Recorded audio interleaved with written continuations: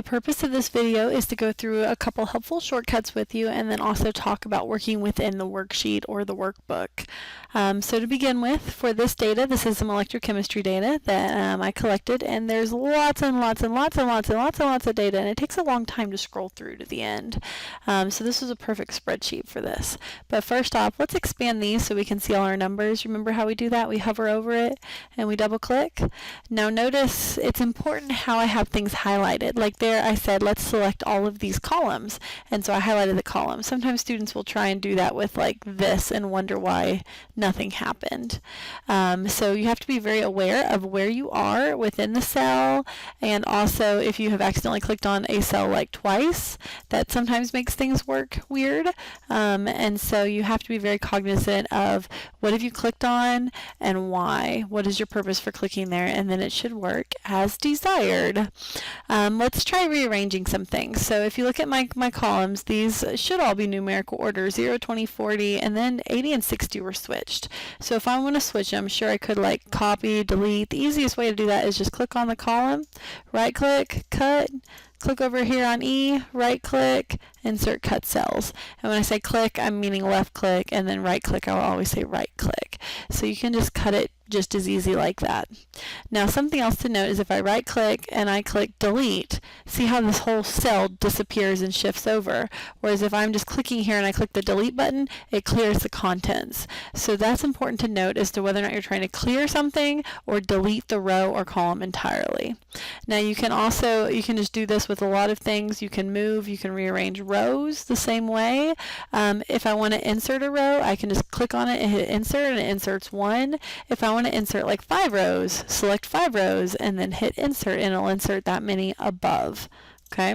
If I'm going to delete something, notice if I were to just hit delete, it clears the contents. If I right click and then hit delete, you're going to get a pop-up window because you're now removing those cells from the worksheet. And so I can either shift everything left, and so all of these cells will populate into these.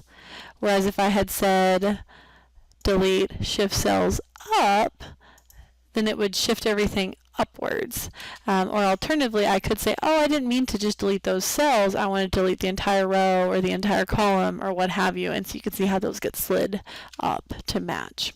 We can also search through all of these values for a certain number. So say I want to see what happened. So these are time values here. Say I want to know what happened at 130 seconds. I can do Control F, which is Control Find, and I can look for 130, and notice how it's going to immediately find it just like you would if you're doing Word.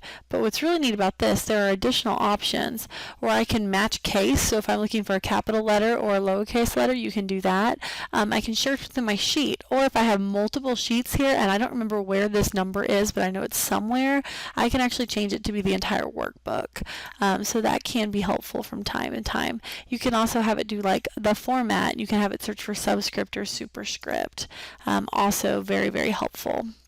Alright, let's say I want to graph this data.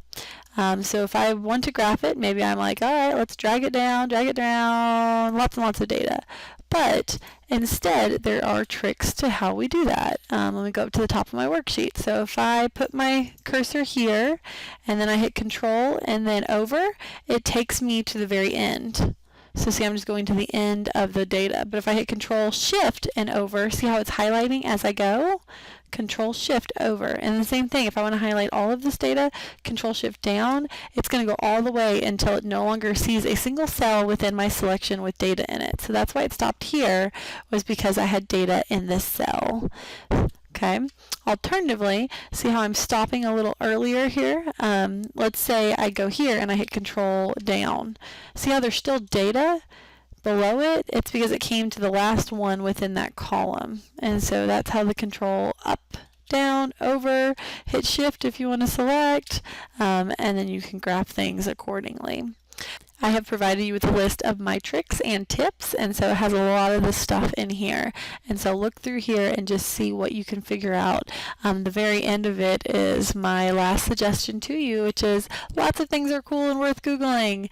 And so if you find something that you really want to know more about, feel free to come find me and ask me, or ask your professor, or just Google it. There's so many cool things, lots and lots of tricks that you can learn about here. All right, let me show you one more thing. So if we wanted to find the min or the max, all of these functions here, I can do that just by typing in the equals min. But let's say I'm at the very bottom and I want to find what the minimum is or the max or the average of anything here. And so notice I could just enter this auto sum. And now I've got the sum of all that. It automatically will look for the whole column and sum it. And then you could drag it over if you wanted to. Alternatively, you can do it'll let you do, if you're at the very bottom of any column, you can choose what you're looking for, max, min, average, etc. And it works very, very smoothly. And do remember that when you're carrying cells over, it's going to automatically, like this was F in the previous column, was looking for the average of F, and this column is looking for G. And so be very cognizant of what you are trying to take an average of or trying to look for data of. And if you ever mess things up like I did there, sometimes I'll just hit delete and hit enter, because sometimes that's easier than figuring out where my typo went. And so with that, that is some helpful shortcuts and just some tips on rearranging and working within the worksheet.